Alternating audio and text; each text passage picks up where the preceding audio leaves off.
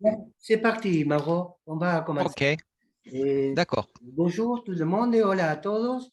Quiero presentarles primero en castellano a Mauro Murasawa, de quien ya podemos decir que es un amigo de Andamiajes Lacanianos, que va a ser su segunda intervención aquí en Andamiajes.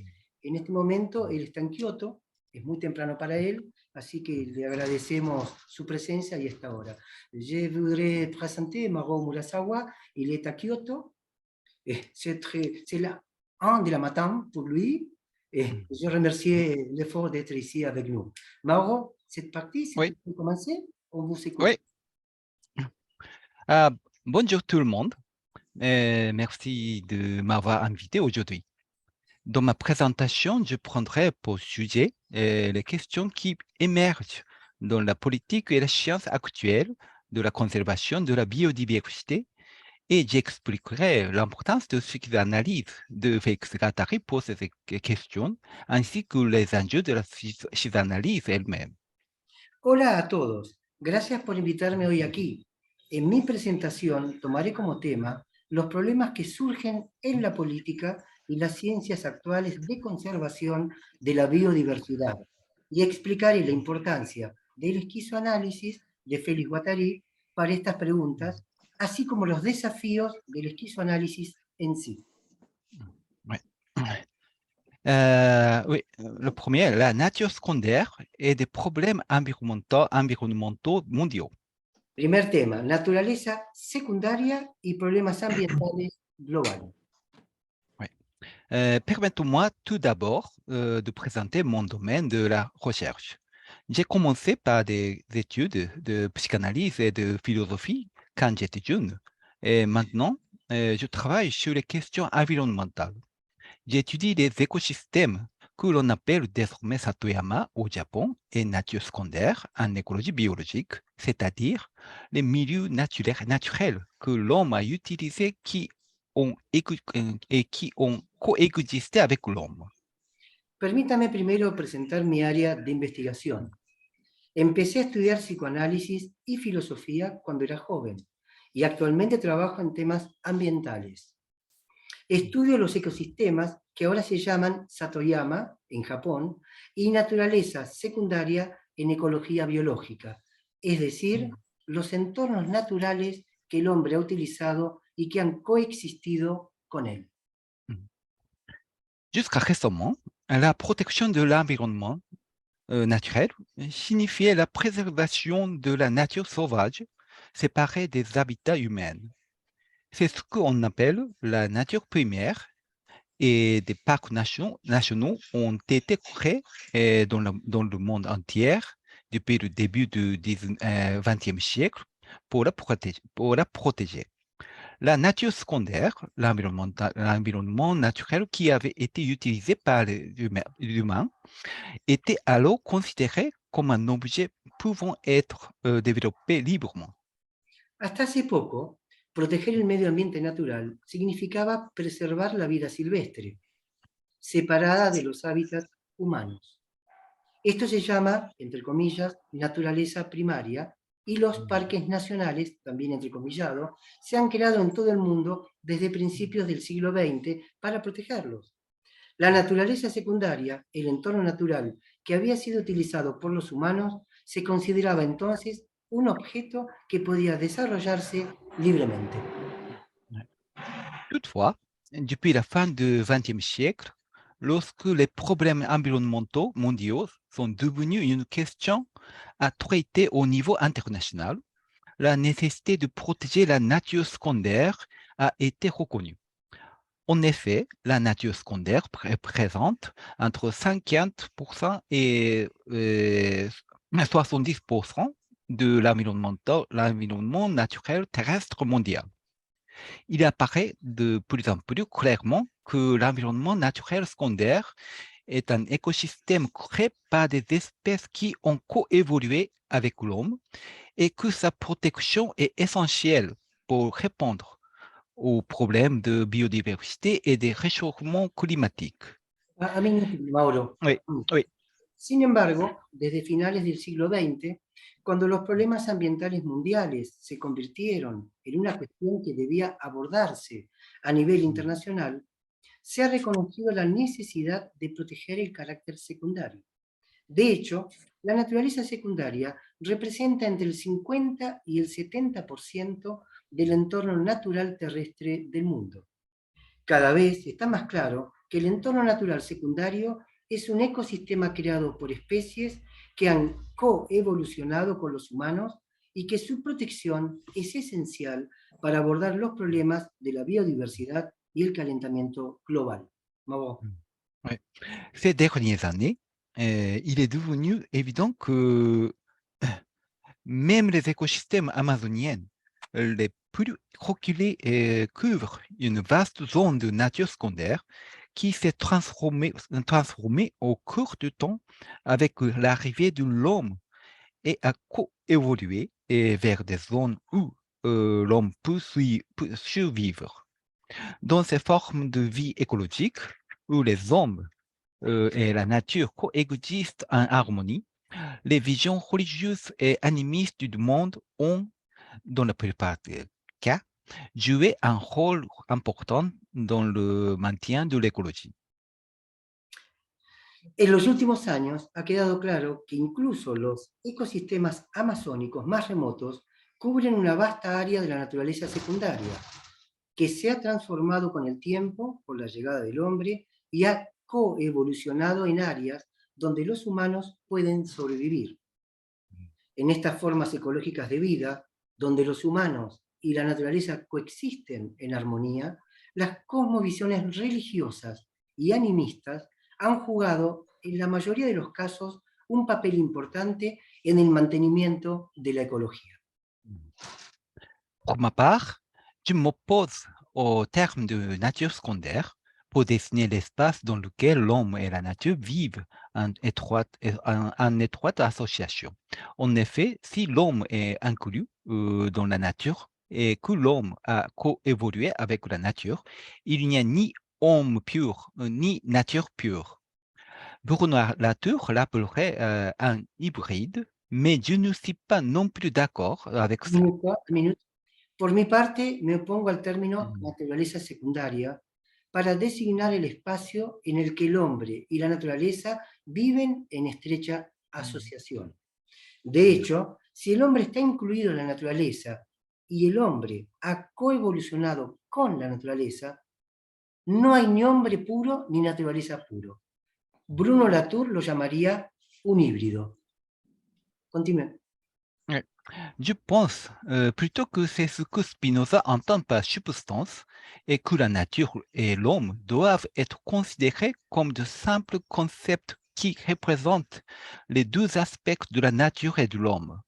Mais je m'égare, alors revenons au sujet initial. Pero tampoco estoy de acuerdo con esto último de Bruno Latour. Más bien creo que esto es lo que Spinoza quiere decir con sustancia. Y que la naturaleza y el hombre deben ser vistos como meros conceptos que representan ambos lados de la naturaleza y del hombre. Pero me desvío un poco, así que volvamos al tema original. Bien. Oui. De l'Antiquité au Moyen Âge, la vie urbaine s'est progressivement répandue en Europe et en Asie, mais la nature secondaire était encore plus importante qu'aujourd'hui, et une vision animiste du monde était maintenue. Cette situation a changé de manière significative après le XVIIe siècle, lorsque le colonialisme européen s'est étendu, et surtout après le 19e siècle, lorsque l'économie capitaliste post-révolution industrielle a commencé à engloutir le monde. Un minuto. Desde la antigüedad hasta la Edad Media, la vida urbana se extendió gradualmente a Europa y a Asia. Pero la naturaleza secundaria era aún más importante que hoy y se mantuvo una cosmovisión animista. Esto cambió significativamente después del siglo XVI, cuando el colonialismo europeo se extendió, y especialmente después del siglo XIX, cuando la economía capitalista post-revolución industrial comenzó a engullir al mundo. Le passage de la vie communautaire villageoise qui dépendait directement de l'environnement naturel à la vie urbaine où les biens sont ressemblés du monde entier grâce à une économie monétaire s'est accéléré rapidement. L'histoire des ratios de population rurale en est une illustration symbolique. Bien, la transición de la vida comunitaria de las aldeas, que dependía directamente del entorno natural, a la vida urbana, donde se recogen bienes de todo el mundo a través de una economía monetaria, se ha acelerado rápidamente. La historia de las proporciones de la población rural es una ilustración simbólica de este hecho. Vers 1850, le Royaume-Uni est devenu le premier pays au monde où la population urbaine dépassait la population rurale. 150 ans plus tard, en 2008, la population urbaine a dépassé la population rurale dans le monde entier. Les Nations Unies l'ont appelé le millénaire de l'urbanisation. Si l'on compare la situation de l'Angleterre du XIXe siècle à celle du monde contemporain, on constate des similitudes frappantes dans les défis auxquels les deux sociétés sont confrontées. Alrededor de 1850, el Reino Unido se convirtió en el primer país del mundo. ¿Hay un problema con un micrófono? Ok, sigo, retomo. Alrededor de 1850, el Reino Unido se convirtió en el primer país del mundo donde la población urbana superaba a la población rural. 150 años después, en 2008, la población urbana superó a la población rural en todo el mundo. Las Naciones Unidas lo han llamado el milenio de la urbanización. Comparando la Inglaterra del siglo XIX con la del mundo contemporáneo, hay sorprendentes similitudes en los desafíos que enfrentan ambas sociedades. Oui. C'est le table. À gauche, Angleterre au milieu du 19e siècle. À droite, monde à la fin du 20e et au 28e siècle. Bien, a la izquierda Inglaterra, en el esquema que estamos viendo, a mediados del siglo XIX, y a la derecha el mundo a finales del siglo XX y XXI. Oui. À gauche, révolution industrielle et économie du libéralisme violent. Libéralisme violent. Ouais. A la izquierda entonces, abajo de Inglaterra, revolución industrial y la economía del liberalismo violento. Ouais. Et puis, effet d'îlot de chaleur. Efecto islas de calor. Et destruction de la nature traditionnelle et de la vie des gens en zone rurale. Destrucción de la naturaleza tradicional y de la vida de las personas en las zonas rurales. Le smog à Londres. El smog en Londres. La population urbaine dépasse la population rurale en Angleterre, 1850. La población urbana supera a la población rural en Inglaterra, 1850. Pauvreté bidonville aux grandes villes. Pobreza y barrios marginales en Londres. Propagation de maladies infectieuses, par exemple typhus. Propagación de enfermedades infecciosas, por ejemplo el tifus. Eh bien, surmenage et travail des enfants. Exceso de trabajo y trabajo infantil. Oui. Neuroticisme et alcoolisme. Neuroticismo y alcoholismo. Et puis foule et émeute. Multitudes y disturbios. Et puis syndicat du crime urbain. Sindicato del crimen urbano. Oui. Et puis enfin, naissance de la sociologie. Nacimiento de la sociología. Oui. Et à droite, monde, Ahora aujourd'hui. vamos a la derecha del esquema. Oui. pardon. Attends. Hop. Pardon. Industrialisation des pays en développement et économie du néolibéralisme. Industrialización de los países en desarrollo y economía del neoliberalismo. Oui. Et le réchauffement de la planète. Calentamiento global. Destruction de la nature traditionnelle et de la vie de population dans le sud du monde. Destrucción de la naturaleza tradicional y de la vida de las personas en el sur del mundo. Et le smog dans les pays en développement.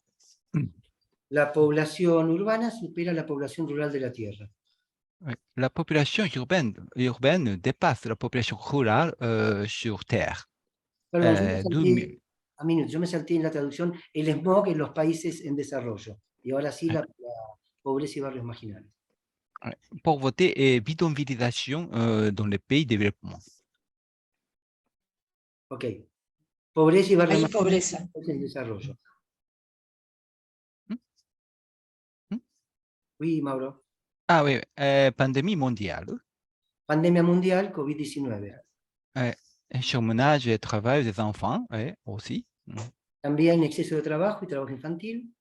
Et puis maladie mentale et dépendance aux drogues. Enfermedad mental y drogodependencia. Populisme et émeutes sur l'Internet. Populismo y disturbios en Internet. Et puis syndicat mondial du crime. Sindicato Mundial del Crimen. Oui, et naissance de l'écologie. Nacimiento de la ecología. Oui, c'est pardon. Oui. Ok. Oui. Le tableau montra que les problèmes de cette Angleterre du XIXe siècle sont presque identiques à ceux du monde actuel. En bref, les problèmes mondiaux d'aujourd'hui sont des versions mondiales des problèmes de la Grande-Bretagne du XIXe siècle. Toutefois, il existe un certain nombre de différences entre le XIXe siècle et le XXIe siècle. 21e siècle. La différence la plus importante est qu'au 19e siècle, les problèmes de l'environnement naturel et de la biodiversité étaient à peine reconnus. Amin. À l'époque, Merci, Mauro. La tabla mostrará que los problemas de esta Inglaterra del siglo XIX son casi idénticos a los del mundo de hoy. En resumen, los problemas globales de hoy son versiones globales de los problemas del siglo XIX de Gran Bretaña. Sin embargo, hay una serie de diferencias entre los siglos XIX y XXI. La diferencia más importante es que en el siglo XIX los problemas del medio ambiente natural y la biodiversidad apenas se reconocían. Vamos. À l'époque, ces questions étaient considérées comme des problèmes sociaux. C'est dans ce contexte que la sociologie est née. À l'origine, la sociologie était conçue comme une discipline traitant d'un vaste domaine en considérant la société comme l'environnement humain. Au XXe siècle, cependant, elle a été réduite à une discipline spécialisée traitant de domaines très étroits. Au XXIe siècle, les questions sont considérées comme des problèmes écologiques. Et en d'autres termes, la sociologie du XIXe siècle est une sorte d'ancêtre de l'écologie aujourd'hui. Je prie pour que cela ne se réduise pas à l'écologie au sens étroit, c'est-à-dire à l'écologie biologique. Bien, retomando la traducción, entonces habíamos quedado en que estos problemas de la biodiversidad apenas se reconocían. En ese momento, estos temas se consideraban problemas sociales. Es en este contexto que nació la sociología. Originalmente, la sociología fue concebida como una disciplina que se ocupaba de un amplio campo al considerar a la sociedad como el medio ambiente humano. En el siglo XX, sin embargo, se redujo a una disciplina especializada que se ocupaba de campos estrechos.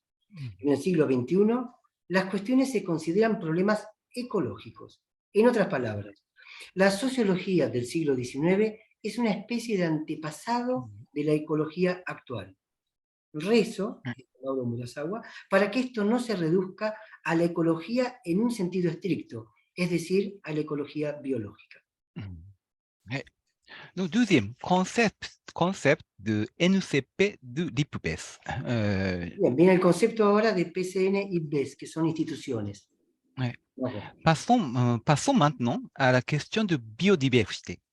Depuis le sommet de Rio de Janeiro en 1992, les Nations Unies ont identifié deux domaines de problèmes environnementaux mondiaux comme des questions centrales, le changement climatique et la biodiversité. Et, et les Nations Unies ont créé des organes de politique scientifique pour y faire face. Pasemos ahora a la cuestión de la biodiversidad. Desde la cumbre de Río de Janeiro, en 1992, las Naciones Unidas han identificado dos áreas de problemas ambientales globales como temas centrales: el cambio climático y la biodiversidad, y han creado organismos de política científica para abordarlos. Mago. Ouais. Le premier est l'IPCC, ou Intergovernmental Panel on Climate Change. Cette organisation a été créée en 1988. Cependant, l'IPBES, ou Intergovernmental Science Policy Platform for Biodiversity and Ecosystem Services, a été créé bien plus tard, 22 ans après, en 2010. Aujourd'hui, je vais me concentrer sur l'IPBES. Bien. El primero es el IPCC, o Grupo Intergubernamental de Expertos sobre el Cambio Climático. Esta organización fue creada en 1988. Sin embargo, la IPBES, Plataforma Intergubernamental Científico-Normativa para la Biodiversidad y los Servicios de los Ecosistemas, se creó mucho más tarde, 22 años después, en 2010. Hoy, dice Mauro, me centraré en IPBES. Mauro.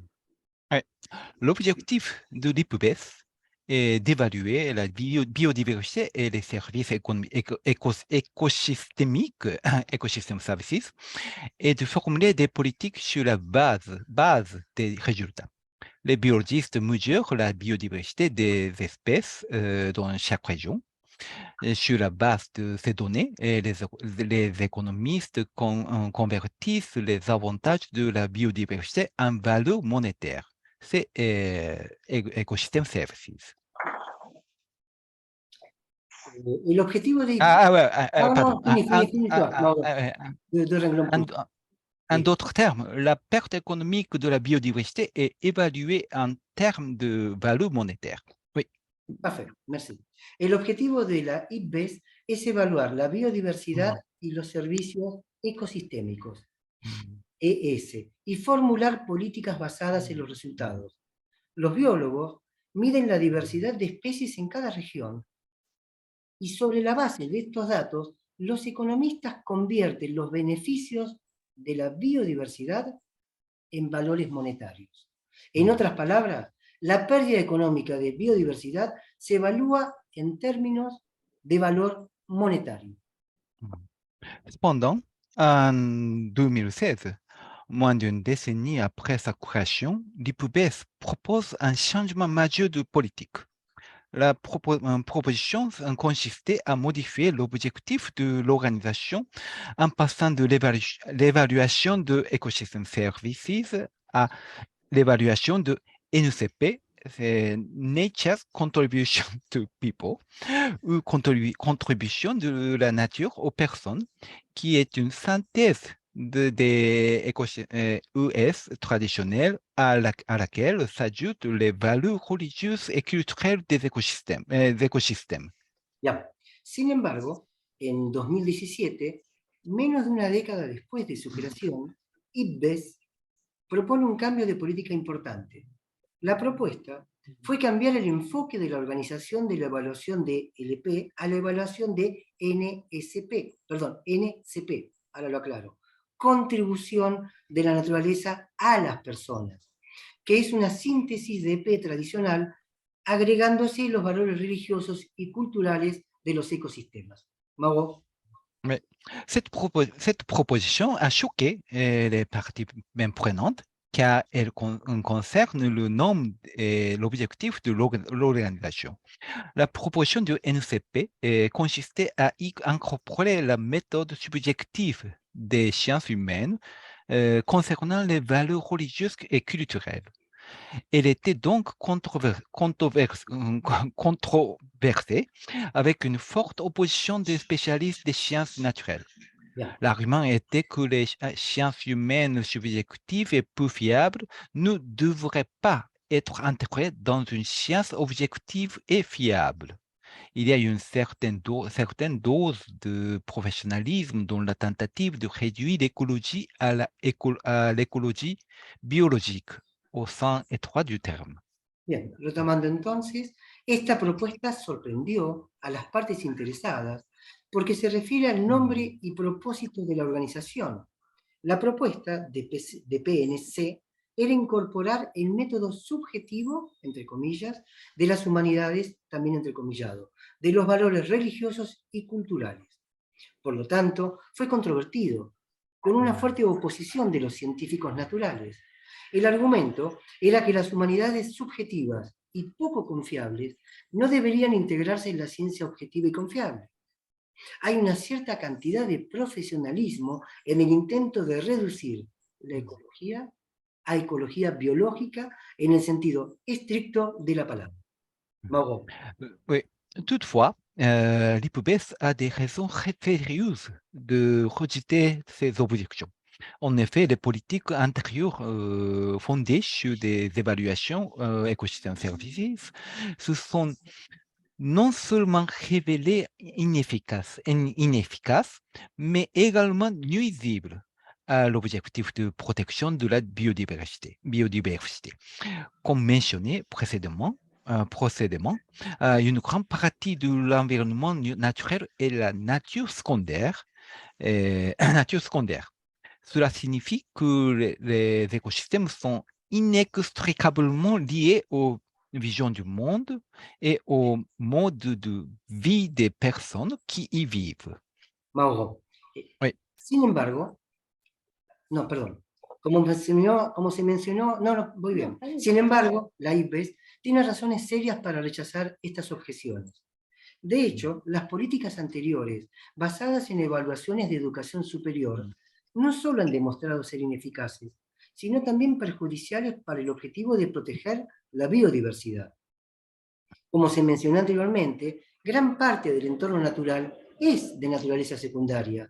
Esto significa que los ecosistemas están inextricablemente vinculados a las cosmovisiones y estilo de vida de las personas que viven allí.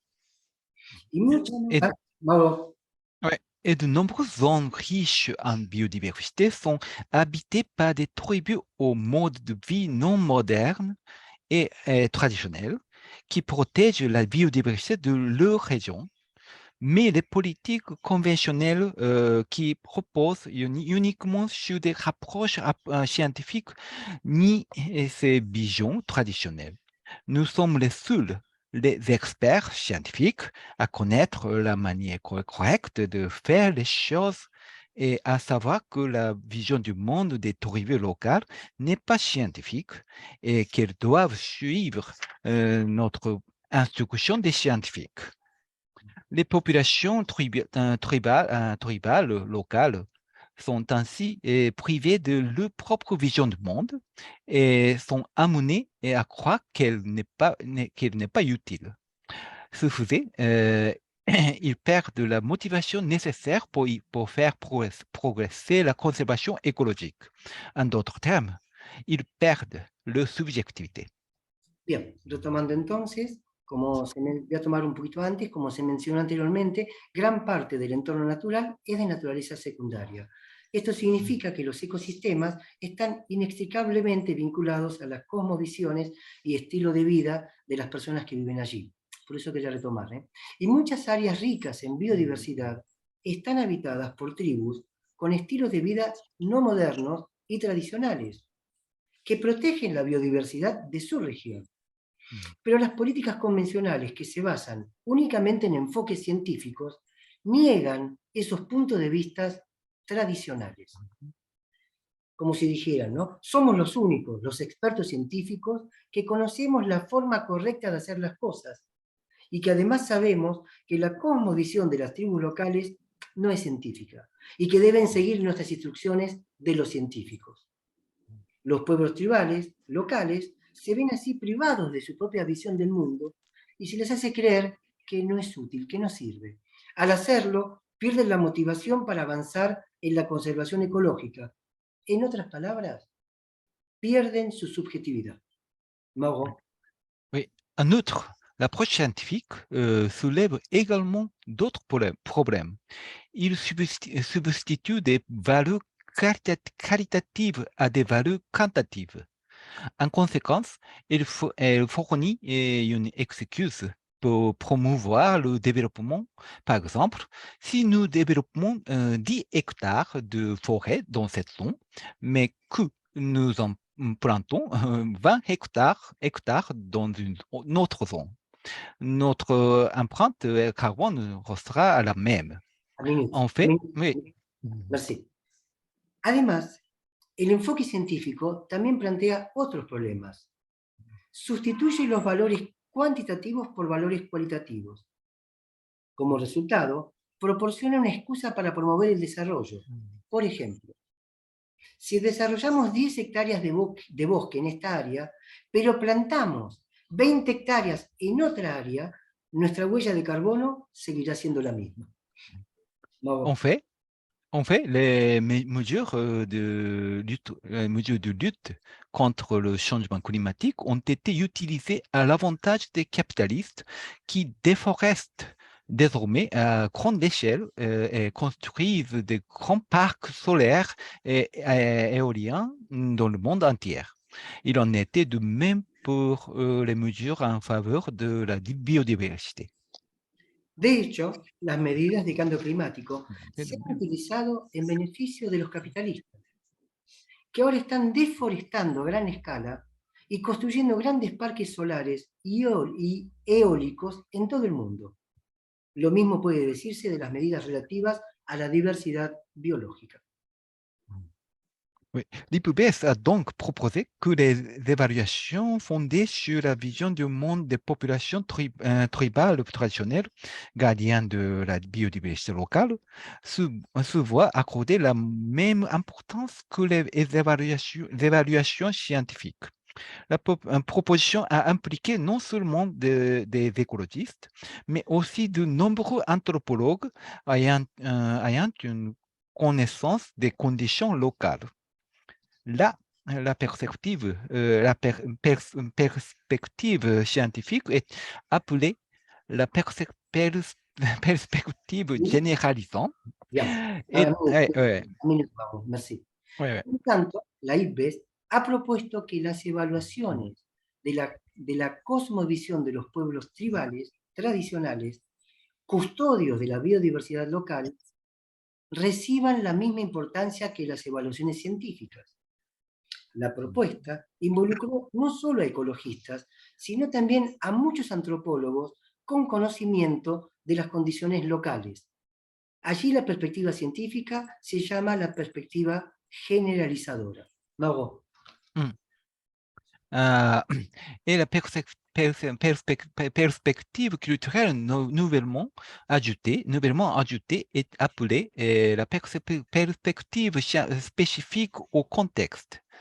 La proposition de l'IPBES était de considérer les deux perspectives comme équivalentes et non comme inférieures. Merci. Entonces, vamos a retomar. La propuesta involucró no solo a ecologistas, sino también a muchos antropólogos con conocimientos de las condiciones locales. Allí la perspectiva científica se llama la perspectiva generalizadora. Y la perspectiva cultural, que recién se acaba de agregar, se llama perspectiva específica del contexto. La propuesta de la IPBES era considerar ambas perspectivas como equivalentes, no inferiores. Oui. Ce type de pensée rappelle de vieilles idées qui ont été rejetées par la science moderne. Il ne s'agit pas du dualisme corps-esprit de Descartes, qui est le fondement logique de la science moderne, mais de l'idée de parallélisme corps-esprit représentée par Spinoza et Leibniz contre Descartes.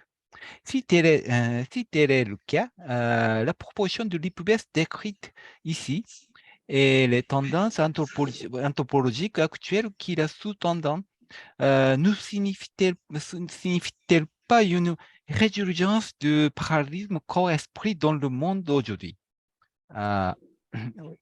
Este Oui. tipo de pensamiento es una reminiscencia de viejas ideas que han sido rechazadas por la ciencia moderna. Este no es el dualismo mente-cuerpo de Descartes, que es el fundamento lógico de la ciencia moderna, sino la idea del paralelismo mente-cuerpo representada por Spinoza y Leibniz contra Descartes. Si es así, ¿no significa la propuesta de Ibbes descrita aquí y las tendencias antropológicas actuales detrás de ellas un resurgimiento del paralelismo mente-cuerpo en el mundo de hoy? Vemos ahora un esquema. Cristín, si vos podés del inglés ayudarme con esto. Sí. Sí. Mago. Oui. Oui, le tableau, le figure, c'est en haut, contexte spécifique perspective, et en bas, generalizing perspective. Oui. Cristín. La primera es buena calidad de vida. Good quality of life, buena calidad de vida. Oui. No, espera, vamos primero a la izquierda, Cristín. Contexto. Las contribuciones, Oui, las contribuciones de la naturaleza a las personas. En ese oui. Ok. Attends. Hop. Oui. Troisième, de la philosophie. Mago, la deuxième. sur le partage de l'écran pour voir les schémas. Attends, encore. D'accord. Oui. Merci, Mago. Bien. Dans une demi-heure, Corinne peut passer. Bueno, para que se pueda ver ahora entonces, Cristina, ¿puedes explicar o lo explico yo? Contexto. Lo necesitas un poquito más grande. Yo lo digo. Tenemos a la izquierda, contexto específico, perspectiva. Son las contribuciones de la naturaleza a la gente. Las contribuciones de la naturaleza, les contributions de la nature aux gens. Okay. Bueno. Et puis, si nous montons, good quality of life, la buena calidad de vida. Ici. Bueno, on peut continuer, Mago. Merci. Oui, d'accord. Pardon. Oui, donc, troisième, la finale. De la philosophie du parallélisme à la psychanalyse de Guattari. Punto tercero de esta exposición, de la filosofía del paralelismo al esquizoanálisis de Guattari. Le parallélisme corps-esprit de Spinoza et Leibniz au XVIIe siècle est né des inquiétudes liées au fait que les idées de Descartes conduiraient à la perte de la vision religieuse du monde ou de Dieu. En d'autres termes, il s'agissait d'une idéologie opposée à la réduction du monde naturel vivant au monde matériel sans vie. Un minuto. Merci. El paralelismo mente-cuerpo de Spinoza y Leibniz en el siglo XVII surgió de la preocupación de que las ideas de Descartes conducirían a la pérdida de la cosmovisión religiosa o de Dios. En otras palabras, era una ideología opuesta a reducir el mundo natural viviente al mundo material sin vida. Mago. Oui. L'émergence de leurs idées s'inscrit également dans le contexte de l'humanisation que nous n'avons pas le temps d'aborder en détail ici. Contrairement aux communautés de villages, les villes ne sont pas autosuffisantes. Ils doivent obtenir le besoin auprès de sources extérieures par les marchés.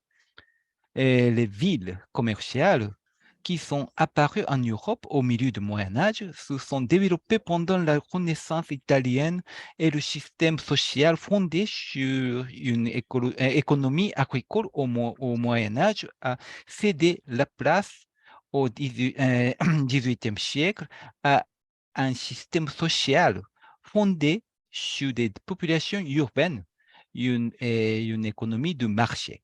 Un minuto, Ah, sí, oui. merci. Retomo desde el principio entonces. El surgimiento de sus ideas también tiene lugar en el contexto de la urbanización, que no tenemos tiempo para discutir en detalle aquí ahora. A diferencia de las comunidades rurales, las ciudades no son autosuficientes. Deben obtener sus necesidades de fuentes externas a través de los mercados. Las ciudades comerciales que aparecieron en Europa a mediados de la Edad Media se desarrollaron durante el Renacimiento italiano y el sistema social basado en una economía agrícola en la Edad Media dio paso en el siglo XVIII a un sistema social basado en poblaciones urbanas y una economía de mercado. Oui. Oui, en bref, une révolution civile. Il est vrai que Spinoza et Leibniz, au XVIIe siècle, se sont opposés à ce que les gens perdent le lien spirituel avec Dieu, c'est-à-dire la nature, dans ce processus historique. Bien. Miren que me perdí. Un segundito. En resumen, una revolución civil. Está claro que Spinoza y Leibniz en el siglo XVIII se opusieron a que las personas perdieran su conexión espiritual con Dios, es decir, la naturaleza, en este proceso histórico. Dans cette optique, nous pouvons voir comment les questions relatives à l'urbanisation au XVIIe siècle, XIXe siècle et XXIe siècle ont été héritées. Cependant, nous reviendrons sur cette histoire à la fin. Alors, passons à Guattari ici. Ici, prenons le diagramme dans son cartographie schizoanalytique. En este sentido, podemos ver cómo se heredaron las cosas relacionadas con la urbanización en los siglos XVII, XIX y siglo XXI. Sin embargo, volveremos a esta historia al final. Así que pasemos ahora a Guattari. Aquí tenemos o tomaremos el diagrama de la cartografía esquizoanalítica. Los podemos ver en pantalla en este momento. C'est la troisième figure. C'est le système de schizoanalytique, cartographie schizoanalytique de Guattari. Et en haut, c'est actuel. Ici, c'est actuel. Acá está señalando Mauro lo actual, a la izquierda en la pantalla arriba. Ouais, et puis virtuel, c'est à droite. Et puis virtual. Et puis en haut, possible et réel. A la izquierda de la pantalla, no, Mauro, parfait. Possible y real. Et dans le tableau, c'est phi,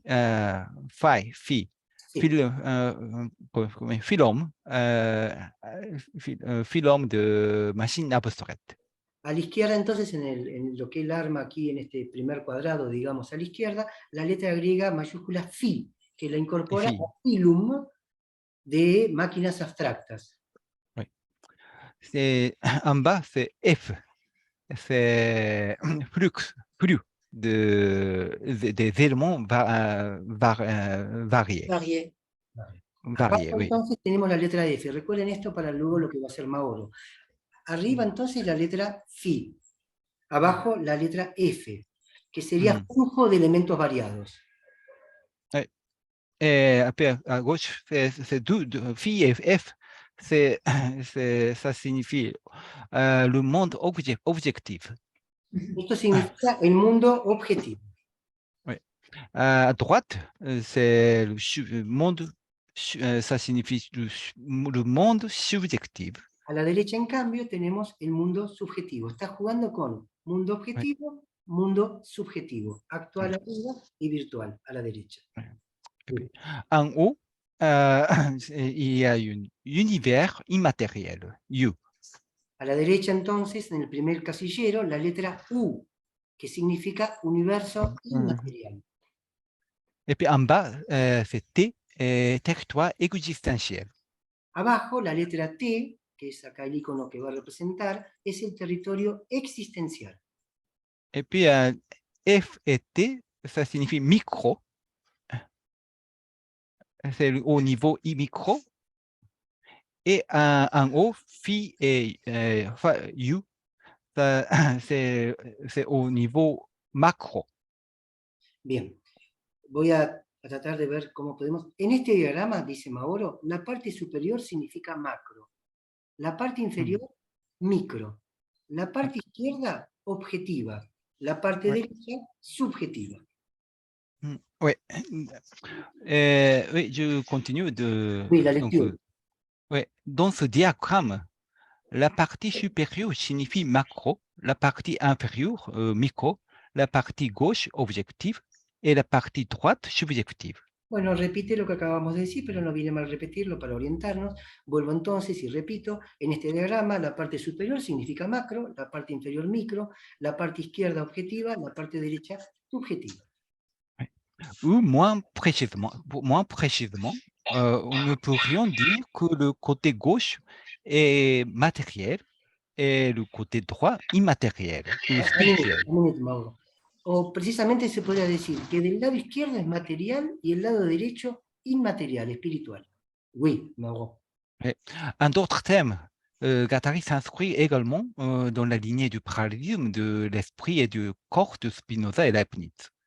Guattari décrit... En otras palabras, porque c'est très important pour être, oui, pour avancer lentement.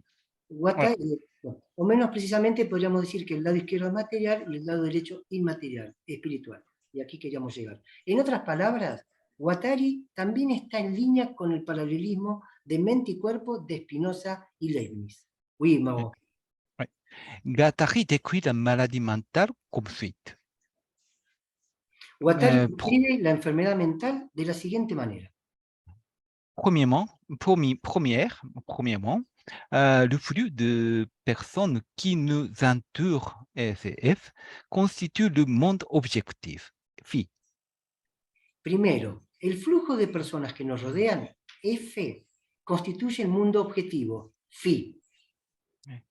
Ce monde objectif se reflète dans le monde ou l'univers subjectif au sein de la psyché, dans lequel nous avons notre territoire.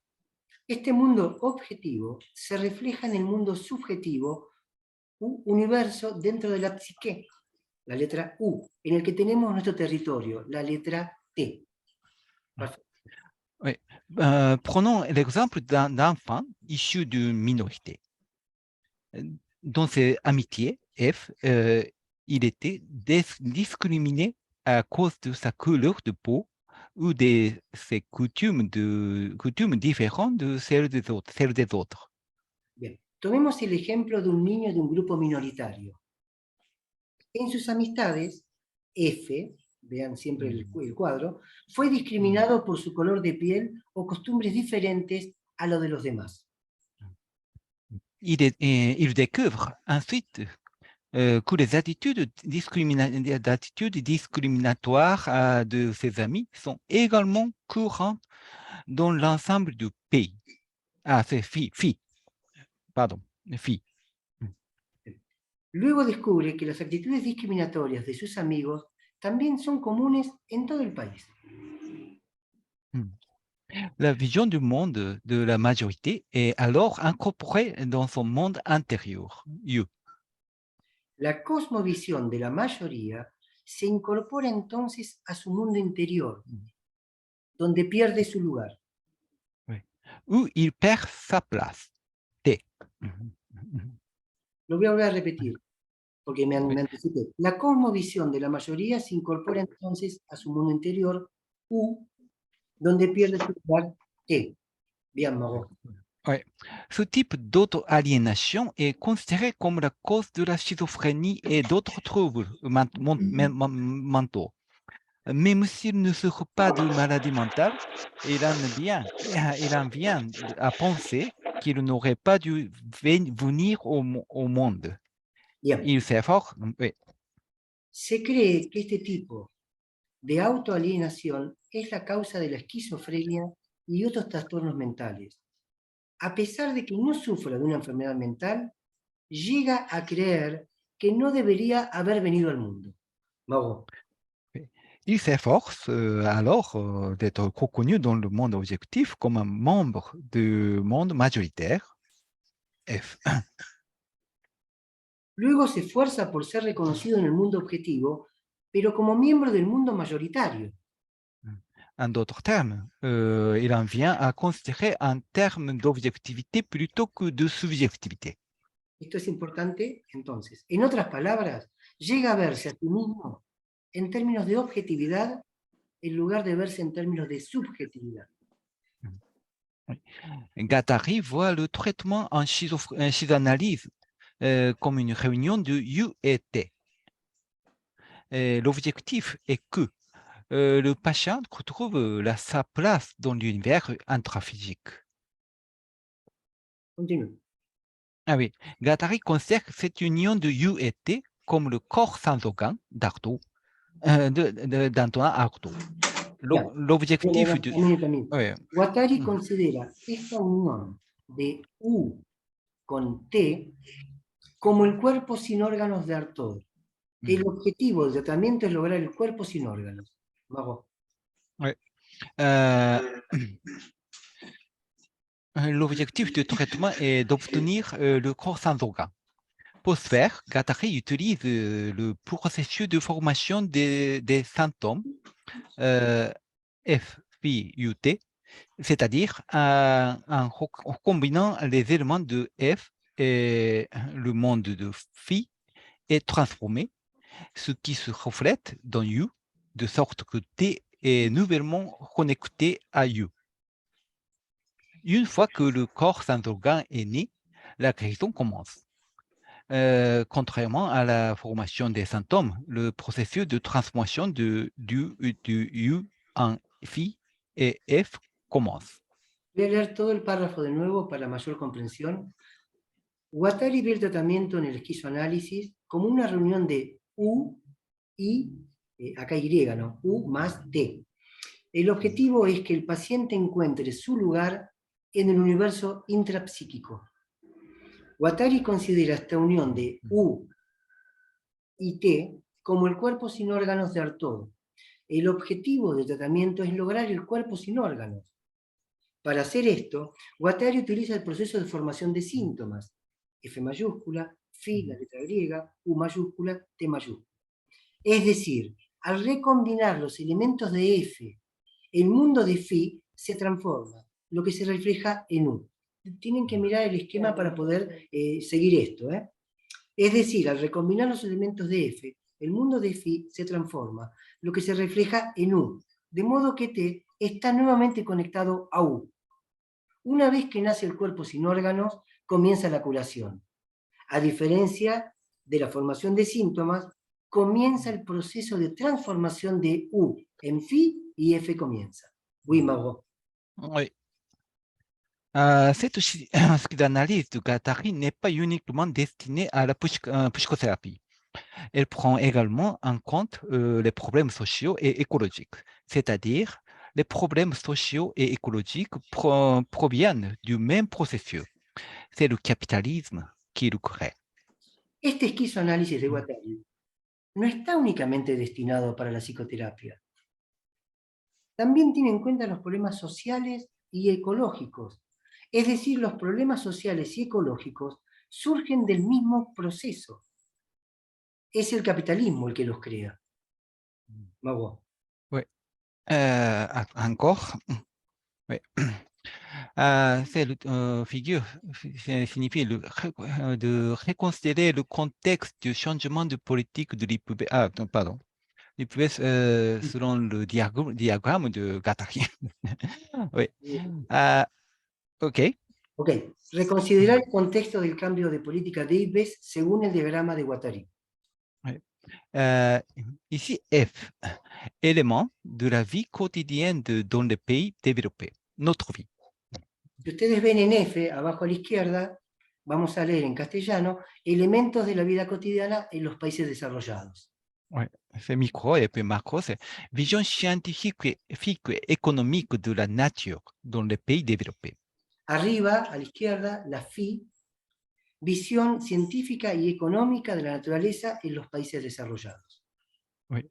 Et puis U, c'est les visions traditionnelles de la nature et de l'environnement naturel réel qu'elles soutiennent. A la derecha, ahora, arriba, la letra U, las visiones tradicionales de la naturaleza y del medio ambiente natural real que ellos sostienen. Ouais. Mais c'est démontrer les liens affectifs entre l'univers et le soi. Dice, al desmantelarse los lazos afectivos entre el universo y los yoes. Et puis c'était privation de la subjectivité des populations locales et élimination d'espèces rares. Entonces bajamos a T, a partir de ese desmantelar esos lazos, de cortar esos lazos afectivos, se produce la privación de la subjetividad de las poblaciones locales, se eliminan entonces las especies raras. Oui, c'est même processus de fabriquer le maladie mentale, c'est le processus de développement capitaliste. Mismo desarrollo de la enfermedad o lo que produce la enfermedad mental ocurre en el medio ambiente. Es la misma ecuación según Mauro Murasawa. Oui. Ah, pardon. Ya. Oui. Par exemple, la gentrification,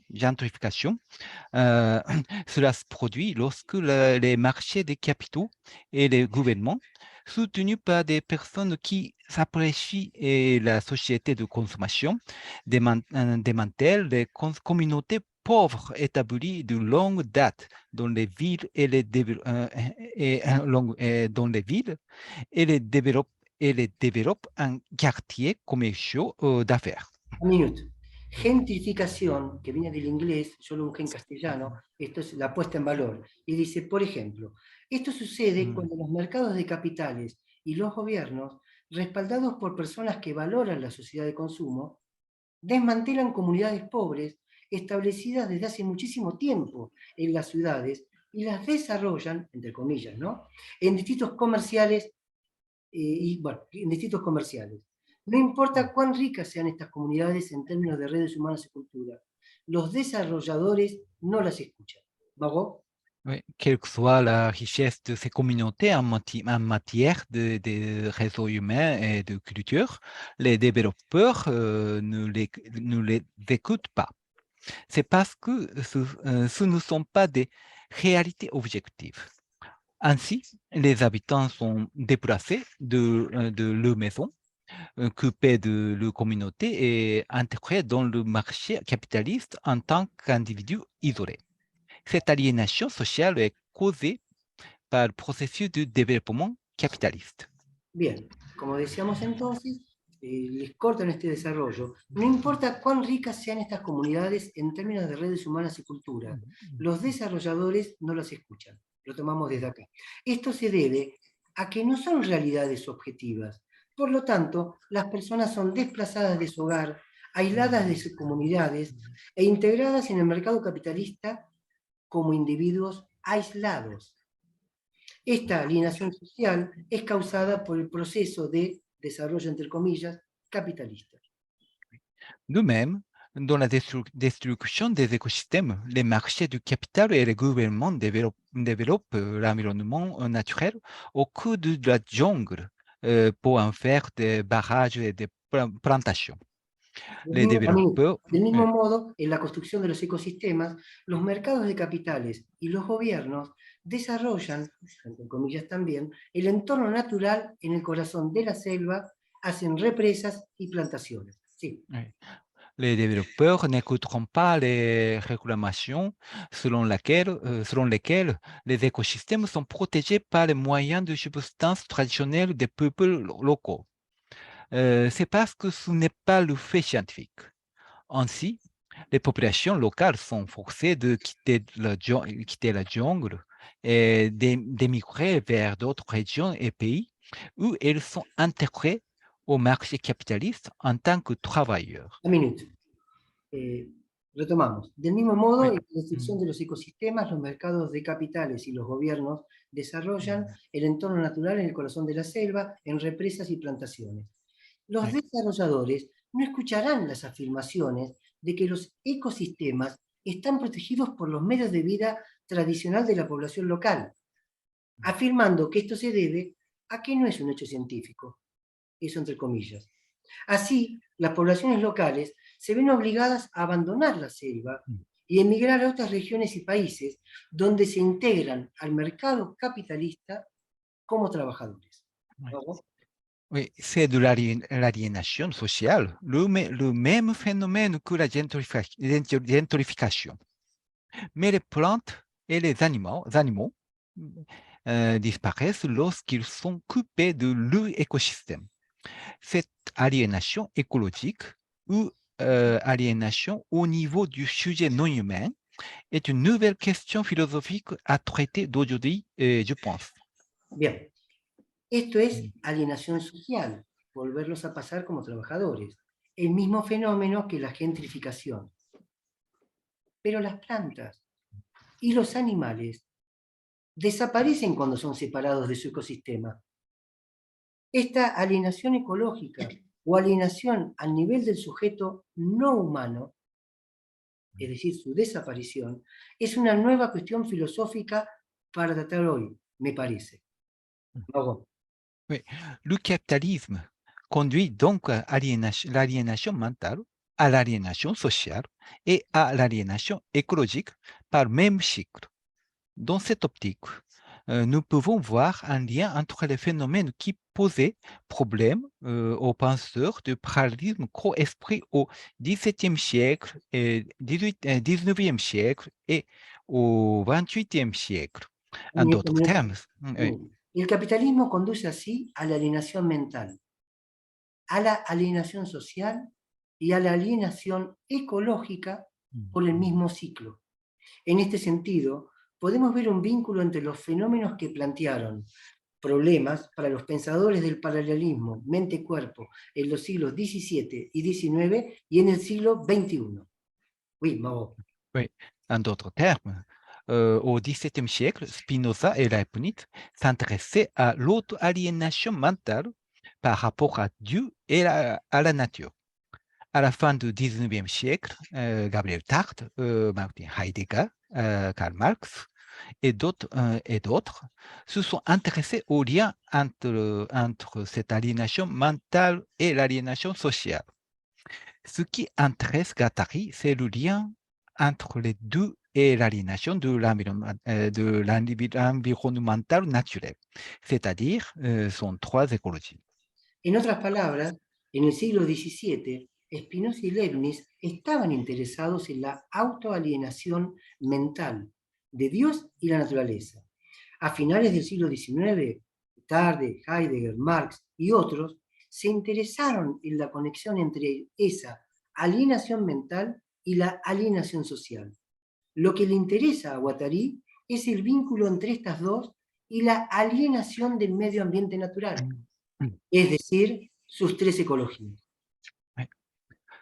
Si la destruction actuelle de la biodiversité découle essentiellement du même processus que la destruction de la psyché humaine et la destruction des communautés sociales, alors pour comprendre ce processus, nous devons considérer que les espèces et l'environnement naturel sont déjà sujets comme les humains. Un minuto. Si la destrucción actual de la biodiversidad proviene esencialmente del mismo proceso que la destrucción de la psique humana y la destrucción de las comunidades sociales, entonces, para entender este proceso, debemos considerar que las especies y el medio ambiente natural son sujetos como los humanos. Bien. Oui, en d'autres termes, nous devons adopter la perspective du déanthropocentrisme. La raison pour laquelle la perspective de Guattari est déanthropocentrique est qu'elle prend en compte l'aliénation ou, en d'autres termes, la schizophrénie des êtres non humains tels que les organismes vivants. Un minuto. La razón. Oui. Merci, Mauro. En otras palabras, o en otros términos, debemos adoptar la perspectiva del desantropocentrismo. La razón por la cual la perspectiva de Guattari es desantropocéntrica es que él tiene en cuenta la alienación, o en otras palabras, la esquizofrenia de seres no humanos como son los organismos vivos. Oui. Oui. En tant que tel, sa psychanalyse développée comme psychothérapie devrait en même temps être applicable au traitement de la société et de l'environnement naturel, et je crois que c'est ce que Guattari pensait. Cependant, il ne semble pas avoir achevé sa théorie. En effet, Yu, dans le schéma de la psychanalyse, a été décrit comme l'univers immatériel jusqu'à la fin de sa vie. Como tal, el esquizoanálisis, desarrollado como psicoterapia, debería al mismo tiempo ser aplicable al tratamiento de la sociedad y al entorno natural. Y creo, según Mauro, que esto es lo que pensaba Guattari. Sin embargo, no parece haber completado su teoría. De hecho, la U mayúscula, recuerden el cuadro, en el esquema del esquizoanálisis fue descrito como el universo inmaterial hasta el final de su vida. Oui. Pour comprendre la question de la biodiversité décrite dans le diagramme précédent, il est en effet nécessaire de considérer Dieu comme une cosmologie intraphysique, telle qu'une vision du monde religieuse, mais cela ne suffit pas. En effet, Dieu peut également être considéré comme un véritable écosystème et une réelle communauté. Bien, Autrement, para entender el tema de la biodiversidad descrito en el diagrama anterior, es necesario, es necesario considerar la U mayúscula como una cosmología intrapsíquica, como una cosmovisión, una visión del mundo religiosa. Pero esto no es suficiente. De hecho, también puede considerarse un ecosistema real y una comunidad real. Mago. Oui, autrement dit, elle a aussi, elle a aussi une matérialité. En ce sens, je crois que que Guattari appelait l'univers immatériel, était qu'il appelait le territoire existentiel, doivent encore être révisés. Même si nous prenons comme l'aspect immatériel de l'environnement naturel, il me semble que nous pouvons non seulement le considérer comme le monde au sein de la psyché humaine, le Dieu naturel dans la vision animiste du monde, mais aussi le redéfinir comme l'aspect spirituel de l'environnement naturel lui-même. Bien, de hecho, también puede considerarse un ecosistema real y una comunidad real. En otras palabras, también acá hay una materialidad.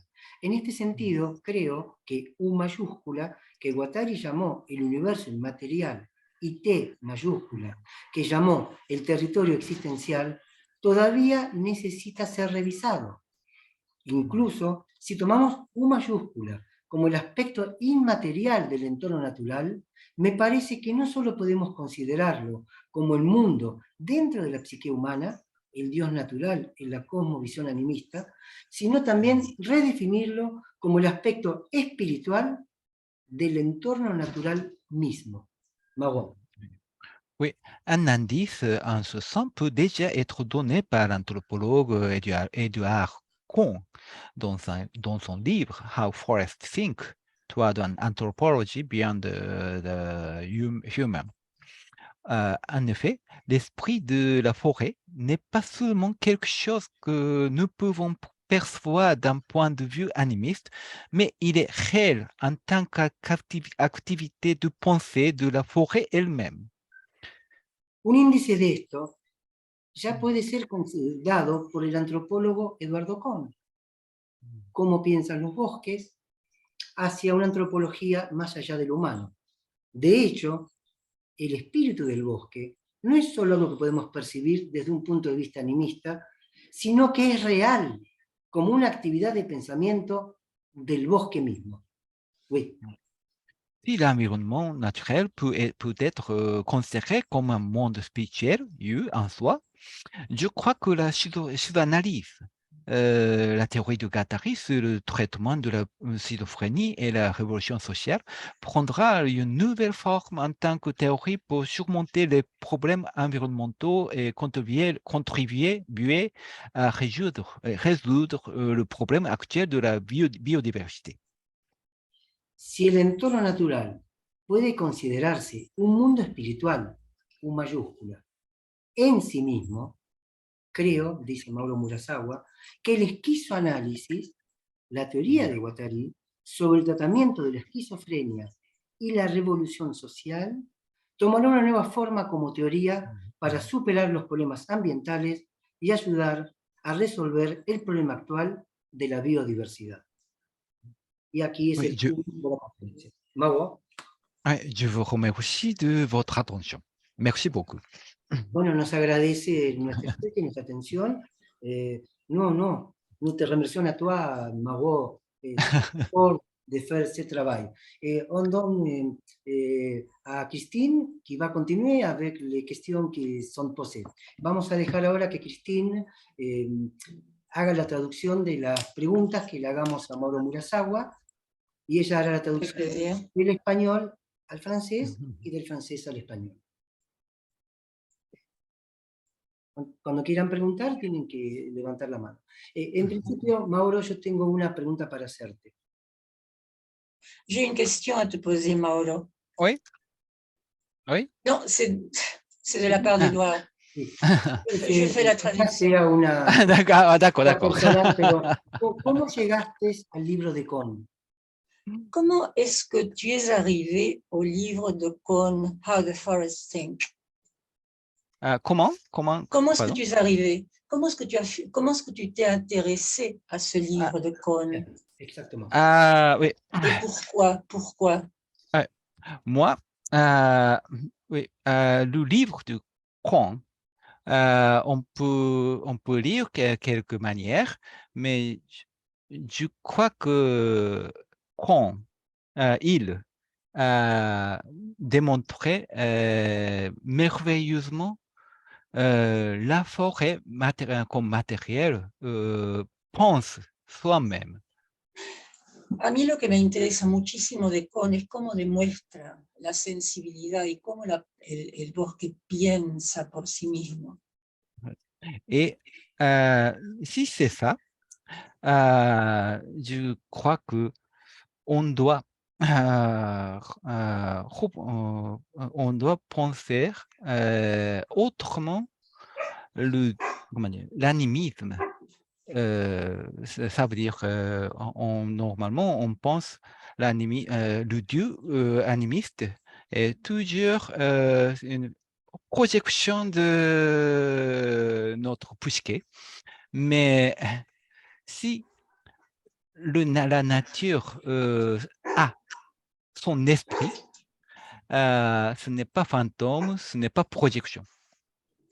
Y debemos entonces, si seguimos el pensamiento de Kohn, ya no deberíamos considerar el animismo como una proyección del humano, sino más bien como algo que pertenece a la naturaleza misma. Et donc, on peut penser comme Spinoza. Podríamos pensar como Spinoza lo hace. La nature a deux aspects. Un premier, c'est l'aspect matériel, mais aussi l'aspect spirituel. Sí, que como Spinoza podríamos también considerar la naturaleza en su aspecto material, pero también en su costado inmaterial espiritual. Oui. Merci, Mauro. Merci, gracias. Merci. Preguntas lo más cortas que se pueda, porque hay mucha gente y queremos todos participar. Bueno, Alicia, que levantó la mano, y después Patricia. Ahí está Alicia. Sí, tengo una pregunta y un comentario que lo dejaría para después de otras intervenciones. Este paralelismo entre Spinoza y Guattari. Spinoza, sustancia, naturaleza y Dios. O sea, por lo menos lo que yo vengo entendiendo, que es para Spinoza, la sustancia es naturaleza y es Dios. Entonces, espera, tenemos que esta cosa. como tiene que traducir, Claro. ¿Vos estás en condición de traducir, Christine, ya? Oui, ce qu'elle voulait savoir, c'est ce parallélisme entre, par exemple, Spinoza, la substance, c'est Dieu, y luego, si continúas con tu pregunta, yo sigo. Si sustancia es naturaleza, es Dios, en Guattari. Attends une seconde, hein. Si la substance est la nature et c'est à la fois Dieu, en Guattari, chez Guattari, Sí, queda perdida la visión, la cosmovisión de Dios. est-ce que Guattari maintient cette cosmovision de Dieu, par exemple, similairement à celle de Spinoza? Est-ce qu'il la maintient? Est-ce qu'il croit en elle? Ah, c'est la question? C'est la question. Ah, d'accord. Ah, OK. Je crois que Guattari ne dit pas Dieu. Mais à la place, il dit, lui et Deleuze a dit Corps-Sandokan. Ça correspond de Dieu de Spinoza. Substance. Alors, Guattari no dice Dios, pero dice substance, n'est-ce pas, Mauro? C'est ça ce que vous avez dit? Il dit substance. Je vous pose la question. Guattari no habla de Dios en sí, mais qu'est-ce qu'il dit? Il emploie le mot substance, c'est ça? Je vous pose la question. Non, Guattari, quand il ne parle pas de Dieu, qu'est-ce qu'il emploie au lieu de la parole? Qu'est-ce qu'il dit au lieu de Dieu? Oui, Corps-Sandokan.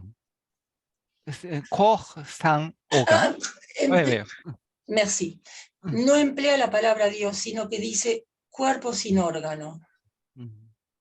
Cuerpo sin órgano. No emplea la palabra Dios, sino que emplea el término cuerpo sin órgano. Merci, Mauro. Oui, rien. Merci. Merci. Gracias. Patricia. Sí, gracias. Gracias, Mauro. Gracias a todos. Prendo mi... Gracias. Sí. Yo habito en un país en el que has descrito todo el proyecto, y yo diría el loco proyecto civilizatorio que significa la famosa Riviera Maya. Es decir... Pardon un segundo. Moi, j'habite justement dans un pays que tu mentionnes, qui s'appelle, où on peut vraiment parler du projet fou de la rivière Maya. Elle habite dans ce genre de contrée, dans ce genre d'environnement. Sí, por favor, continúa. Sí, y lo que digo es como proyecto civilizatorio. Es decir, hay una idea de política pública desde los años 70. Attends une seconde, il y a une idée de politique publique depuis les années 70, là où j'habite. Y mi país mismo es el quinto país en biodiversidad en el mundo. Et mon pays, c'est le 5e pays dans la biodiversité dans le monde entier. Y el pulmón, o el segundo pulmón de la biosfera, et c'est le deuxième poumon de la biosphère. Es esta zona, justamente, de la Riviera Maya, cercano a todo lo que es Centroamérica. Et c'est justement cette rivière, cette côte maya, qui se trouve en Amérique centrale. Y él ha descrito muy bien cómo en este proyecto civilizatorio se produjo la destrucción, la depredación y los fracasos de los proyectos, de las políticas públicas, llamándole a aquello desarrollo sustentable. Oui, alors justement, je voulais parler de ça parce que j'habite dans ce pays où les politiques publiques ont eu un échec profond et il n'y a pas eu de possibilité de faire développer l'environnement. Bueno, además, esto sí es una denuncia, lo que voy a decir, porque las muertes que ha habido el último año quizás de 2019 a ahora, muertes, asesinatos de todos los activistas ecologistas, ya sea de las comunidades indígenas aisladas o incluso de biólogos, es verdaderamente escandaloso. Je voudrais dénoncer le scandale des meurtres des activistes qui ont travaillé justement sur la Terre depuis au moins 2019. C'est un scandale et je voudrais le dénoncer. Bueno, esta es una parte. La otra sí es una pregunta. Ça, c'est une partie. Maintenant, je vais te poser une question, Mauro. Oui. Si tú de cierta manera nos propones un pasaje de aquello que se llamó la lógica de lo viviente, si tu nous proposes un passage de ce qu'on appelle la logique du vivant, oui, sí estoy pensando en el biólogo François Jacob. Et je pense au biologue François Jacob. Y algo que hoy podríamos llamar una semiosis viviente. Et ce que nous pourrions appeler aujourd'hui une sémiose vivante. Sémiose? Oui. Sí. C'est-à-dire, est-ce que tu peux lui dire un autre mot? Sí, me parece que aquí hay algo, creo entender, donde el tema del signo. Ici, il y a une question du signe. Cambia. Change, ou le signe change, se modifie. Esa sería mi pregunta. Es decir, la lógica de lo viviente es todo un movimiento que incluso lo podemos localizar muy bien en Lacan, ¿no? No solo en Guattari, sino en Lacan, Derrida, en Deleuze, ¿no? Digamos, nous pouvons le localiser aussi dans Lacan, chez Deleuze. ¿Y cuál es tu pregunta? No, mi pregunta en concreto es si no hay un cambio de entendimiento sobre el tema del signo. Est-ce qu'il n'y a pas, Mauro, un changement de la compréhension, de comment nous comprenons le signe? Est-ce qu'il y a une modification dans notre compréhension du signe? Ça, c'est la question. Du signe? Oui. De Guattari et Lacan? De Guattari et de Lacan, si. La différence, comment je pense que le signe, comment penser le signe, c'est la division centrale de Guattari et Lacan. Ça veut dire que pour Guattari, le signe, c'est pas signifiant. Attends, Mauro. Para Guattari, el signo no es significante. Oui, exactement dire, il a dit signifiant. Significante. Es significante. Ça veut dire que ce n'est pas signifiant, mais c'est le substance de signifiant. Ça correspond. Oui, signifiant correspond de substance de Spinoza. Signifiant correspond de mode. Le mode, ce n'est pas substance, c'est le mode. La modalité. C'est ça, oui. La modalité. Oui, mais je voudrais comprendre le premier mot que tu as mentionné, que je n'ai pas très bien compris, Mauro. Est-ce que tu pourrais répéter ton mot? Oui, d'accord. Le mot. Oui, pour Guattari, le signe, il dit asignifiant. Asignifiant correspond à substance spinozienne et signifiant, correspond à la modalité, le mode de Spinoza. Le mode, c'est le monde, la chose concrète. Les substances, c'est comme Dieu, ça veut dire que, comment dire, substance, c'est... Ce que je n'ai pas compris, Mauro, c'est le mot circonstance, tu as dit circonstance? Circonstance, oui. Circonstance. D'accord. Oui, oui, comment dire, le mode, comment dire, circonstance, circonstance. Circonstance. Comment dire? Un segundito que estoy tratando de Oui, oui, comme ça, comme ça. Oui, La circonstance. substance. Oui, substance et mode. La différence entre épice.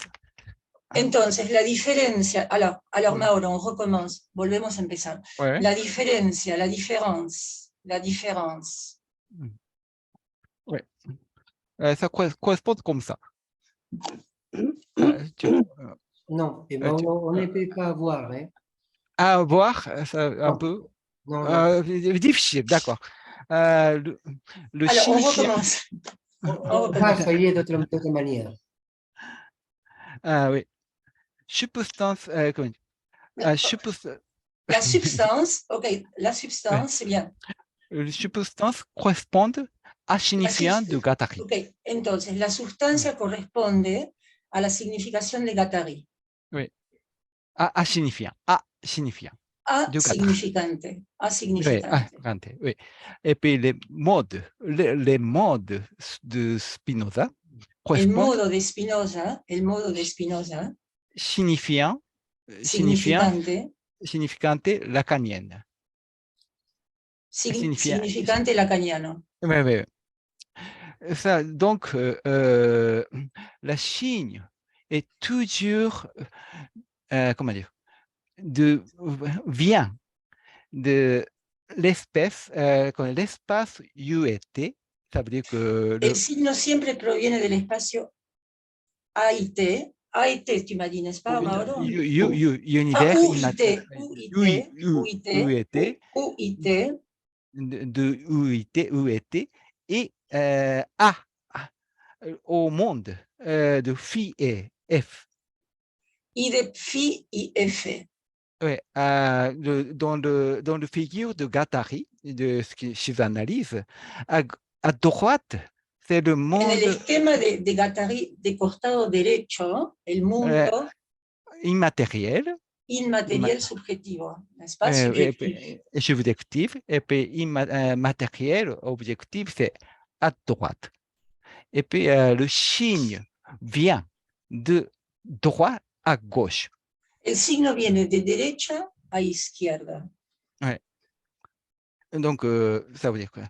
Ce qui est immatériel, ce qui n'est pas concret, mais... Lo que no es concreto, lo que es inmaterial, sí, oui. Et puis, c'est toujours, comment dire, virtuel. Es siempre virtual. Virtuel. Et, mais ça, ça se réalise dans le monde objectif. Pero se realiza en el mundo objetivo. Oui, le signe est toujours entre. Ça, el signo siempre se encuentra entre esos dos mundos, oui, entre ces deux mondes, entre ces deux mondes. Oui, oui. Merci. El signo se encuentra siempre entre estos dos mundos. Merci Mauro. Gracias. Yo quiero hacerte una pregunta, Mauro. Je voudrais te poser une question, Mauro. Oui, oui. Primero que, bueno, me encantó el texto. J'adore le texte avant tout. Merci. Me hizo pensar algo que me perturbó. Oui, ça m'a fait penser à quelque chose qui m'a fortement perturbée. Claro, porque desde Andamiajes venimos leyendo hace tiempo a Deleuze y Guattari, hemos leído este año el libro de Kohn. Attends une seconde, nous avons lu depuis déjà très très longtemps les livres de Guattari et bon. Y la propuesta en tu escrito es desde Deleuze y Guattari, desde el esquizoanálisis. Et ta proposition, c'est depuis la vision de Guattari, la schizoanalyse. Yo me pregunté, ¿qué puede hacer el psicoanálisis frente a esto? Et moi, je te pose cette question. qu'est-ce que la psychanalyse peut faire par rapport à ça? No, no el psicoanálisis o el esquizoanálisis, sino el psicoanálisis. ¿Está a la altura frente a este problema? Est-ce que la psychanalyse est à la hauteur de tout ceci? Ah. Oui. Oui. Est-ce que psychanalyse peut faire, comment dire, peut connecter avec psychanalyse? C'est la question. Ah. Attends, ¿estás conectando el análisis del psicoanálisis con el psicoanálisis? Me estoy psicoanálisis. Claro, me estoy preguntando si es que el psicoanálisis puede encontrarle una salida a esta problemática que planteas ahí.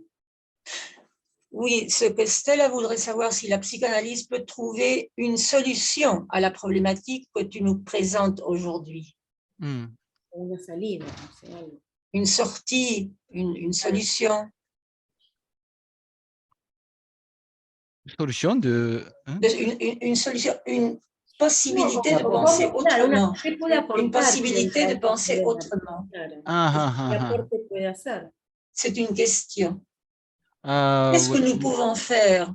Qu'est-ce qu'il peut se faire pour qu'il y ait une autre vision de la chose? Lo pienso en función de no el esquizoanálisis, porque hay gente que puede estar escuchando, que luego va a escuchar esto, que no tendrá tanta lectura de Deleuze Guattari o del esquizoanálisis, y mi pregunta es, ¿el psicoanálisis puede hacer algo en función de Oui, esto? moi je te pose la question en particulier sur la psychanalyse, pas nécessairement sur la schizoanalyse, parce que pas tout le monde aura lu Deleuze Guattari. Mais en parlant de la psychanalyse, est-ce qu'elle peut aider, est-ce qu'elle peut voir la chose d'une autre manière, tu crois? Ouais, moi, je crois que moi, je ne distingue pas, comment dire, sévèrement la psychanalyse et psychanalyse, parce que... Moi, yo no hago esa distinción tan neta entre psicoanálisis y schizoanálisis. Esquizoanálisis. Ouais. Oui. Parce que psychanalyse, c'est extension de psychanalyse, je crois. Si la schizoanálisis es la extensión del psicoanálisis. Et la différence, c'est psychanalyse est, comment dire, point de vue de, comment dire, ce qui est exclu, exclu, comment dire, inclus, et puis dedans ou dehors. La vision, le point de vue de psychanalyse, c'est le point de vue de, comment dire, de dehors de, comment dire, monde humain, monde civilisé, ça, on peut dire. Attends une seconde. El esquizoanálisis es un punto de vista desde el exterior de lo que es el mundo civilizado. Un punto de vista externo. Mais psychanalyse, c'est le point de vue de psychanalyse, c'est le point de vue dedans humain. Oui, pero el psicoanálisis es más bien un punto de vista de lo interior. Oui, donc c'est psychanalyse toujours utilise toujours traite des patients, pas, non pas dedans, ça veut dire que non pas dedans, mais utilise comment dire, la ressource dehors du sujet. Sí, el psicoanálisis no trata al paciente desde el adentro, sino desde el afuera, y utiliza los recursos que hay en ese afuera con respecto al paciente. Autrement dit, psychanalyse, c'est le technique environnementale. El psicoanálisis es entonces una técnica ambiental. Oui, psychanalyse environnementale, mais ce n'est pas suffit pour traiter les patients. Pero no considero que sea suficiente como para tratar a los pacientes. Je crois, oui. Donc, c'est même chose, on peut dire, le problème écologique.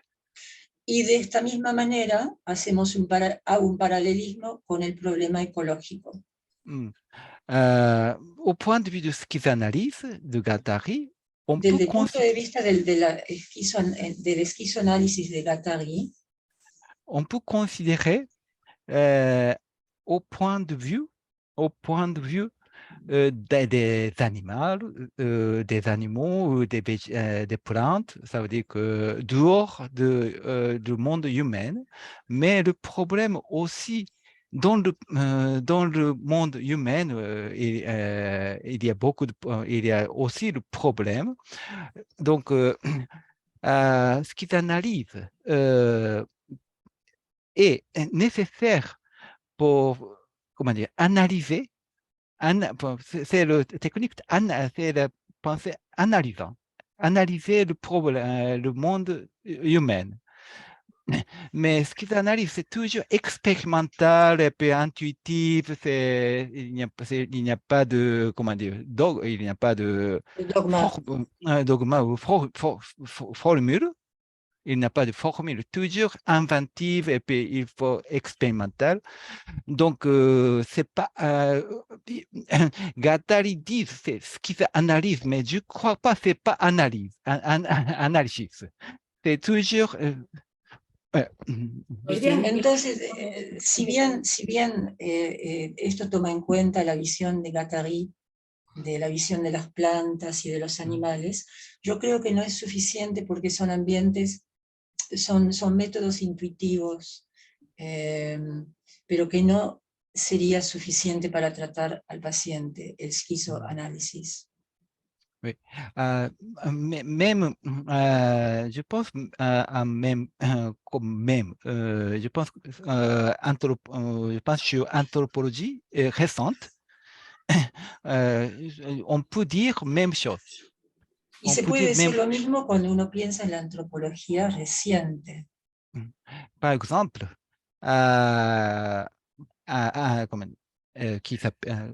l'auteur de Matsutake, el autor de Matsutake, era son nom, Aton. Esperen que voy a buscar ahora el nombre. Anatin. Oui, par exemple, l'œuvre d'Anatin. Et la obra Anatin.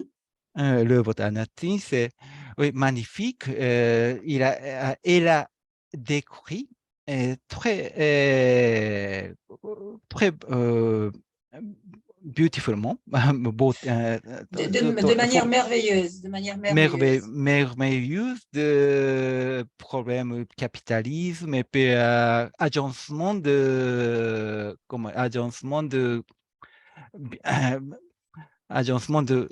vivant, environnement, la société et puis économie. En esta obra que recién mencionné, que después, Mauro, je vais te demander de nouveau le nom avec, tu vas me l'épeler, tu vas nous donner les lettres de l'œuvre.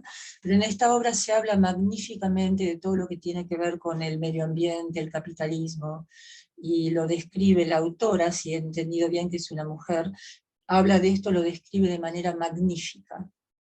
Oui, Mauro. Après, tu nous donneras le nom, tu sais, de l'auteur.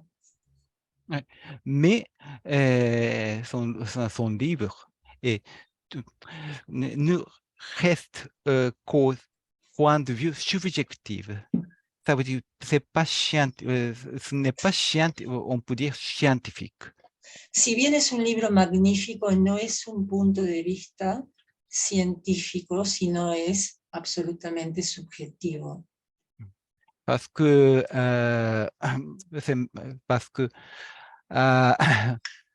comment dire, parce que au point de vue au sujet, au point de vue des anthropologues, sí, desde el punto de vista de la antropología, oui, Mauro, anthropocentrique, anthropocentrista, l'écriture doivent être une sorte histoire, comment dire, inventif, mais n'est pas objective. Sí, tiene que ser este tipo tiene que ser un relato, tiene que ser inventivo, tiene que ser intuitivo y no necesariamente científico. Oui, Mauro. Oui. Donc, oui, le psychanalyse de Guattari a même problème. Y el schizoanálisis de Guattari tiene ese mismo problema. Parce Oui. qu'il dénie la division du subjectif et objectif. Porque él niega la división entre lo subjetivo y lo subjetivo y lo objetivo. Oui, parce qu'il faut sortir de division du subjectif et objectif, Sí, mais hay que salir de esa división, pero au moment où on ne peut pas écrire objectivement. On peut pas écrire Pero no objectivement. se puede escribir sobre esto de manera objetiva. Mais pas subjectivement individuel, mais on doit écrire subjectivement collectif. Hay que escribir sobre esto de manera subjetiva, pero de manera colectiva a la vez. Mais ce n'est pas analyse, je crois. Pero no es un análisis, no es un psicoanálisis. Analysis nécessite objectivité. Sí, un análisis necesita objetividad. Gracias. Merci, Mauro. Merci. Algo que quiero decir, quelque chose à dire, Mauro.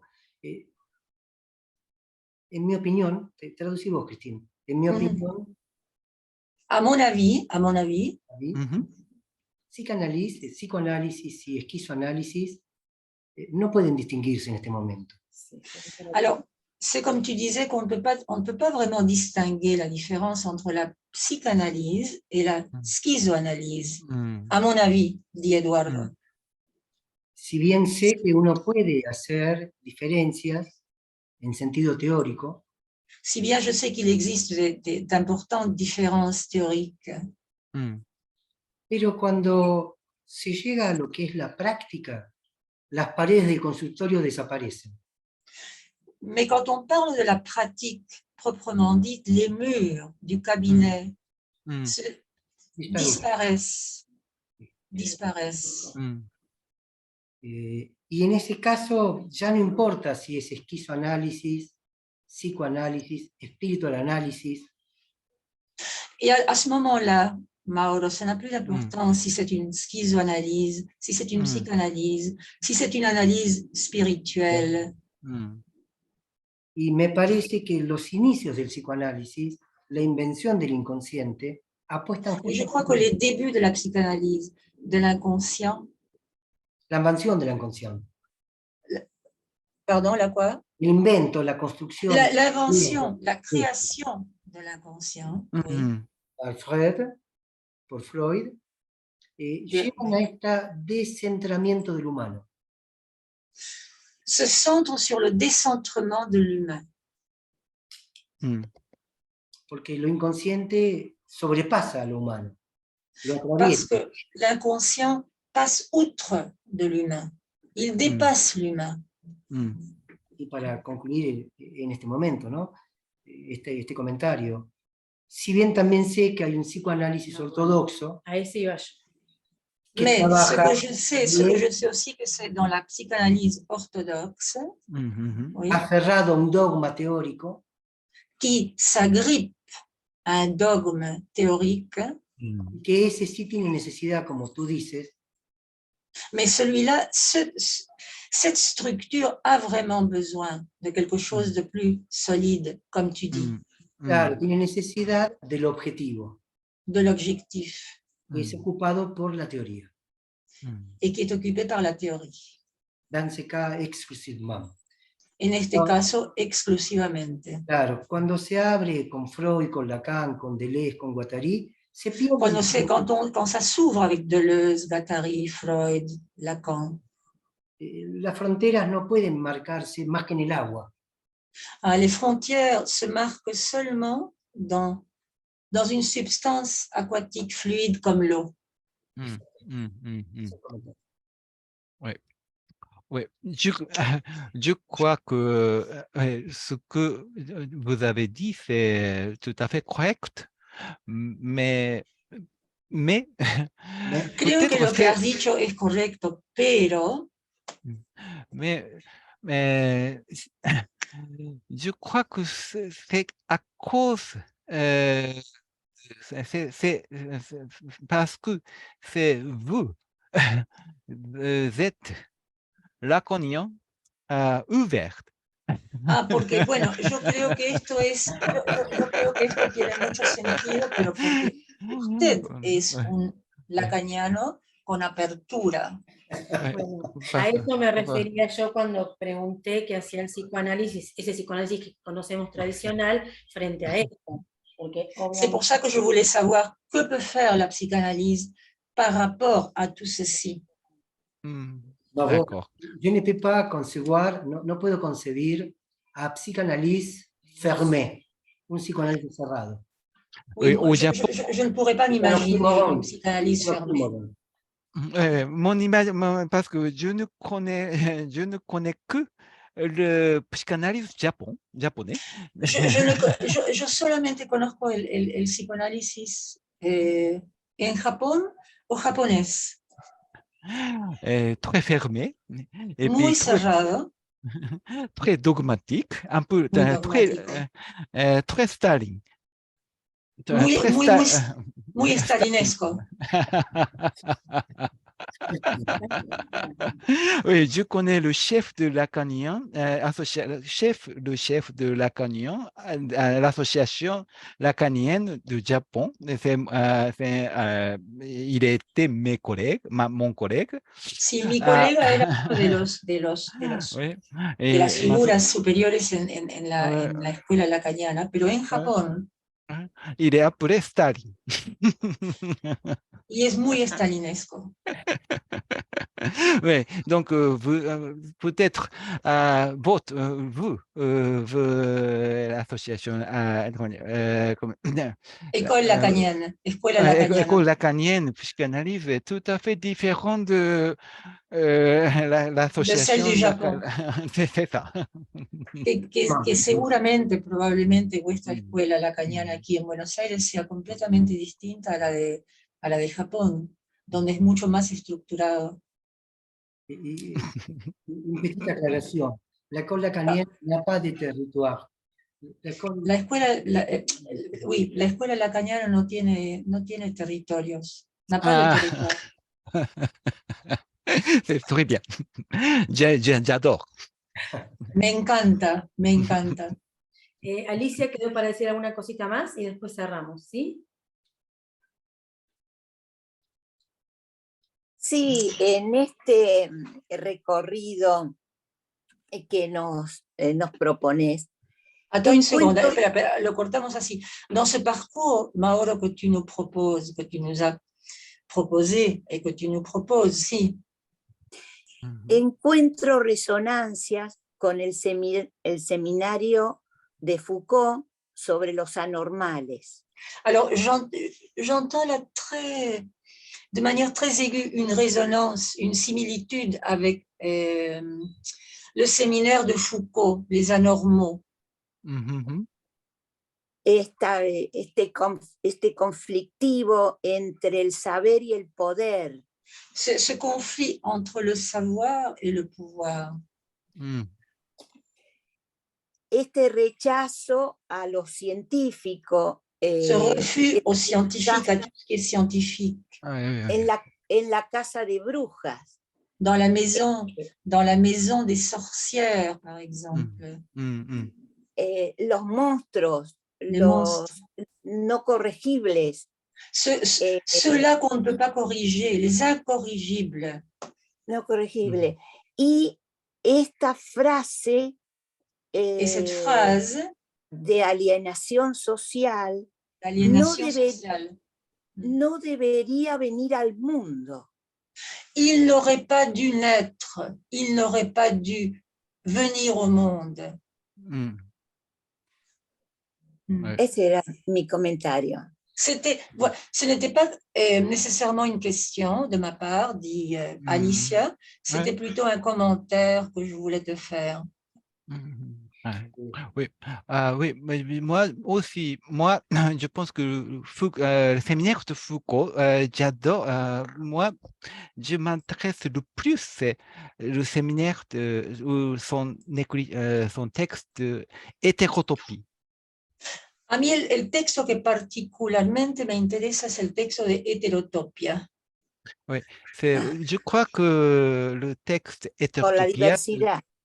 Sur la diversité, Mauro. oui, sur la diversité, et aussi, Sí.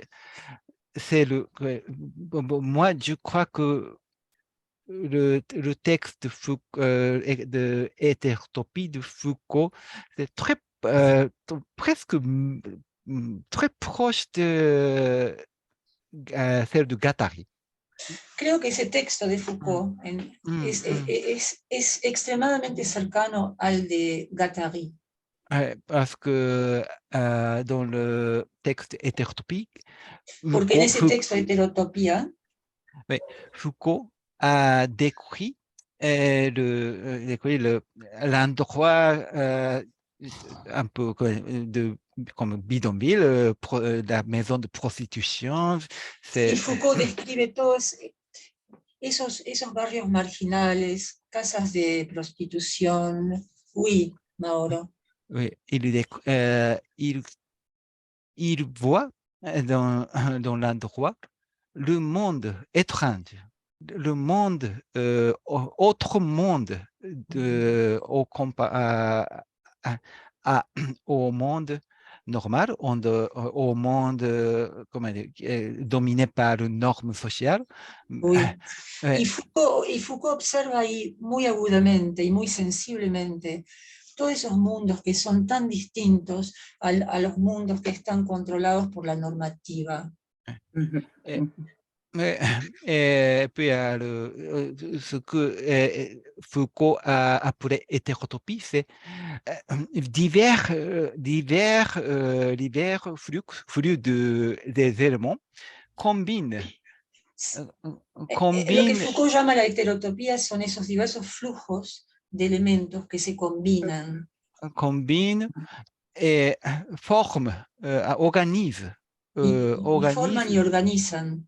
Dans ce monde normal, dans ce monde civil, mais dans ce monde civil, comme le monde autre. Sí, que ¿Cómo entonces, tener acceso a esa referencia? solamente lo que dijo Mauro, que todo esto es tan disímil que se transforma en un mundo otro, en un mundo distinto al del mundo civil normalizado. C'est tout à fait même de discussion de signes. Es esto mismo que subyace la discusión del signo. Signe la discussion de Guattari sur A signifiant. O la discusión de Guattari sobre el A significante. Christine, Mauro, on doit finir à cause du temps. Ah oui.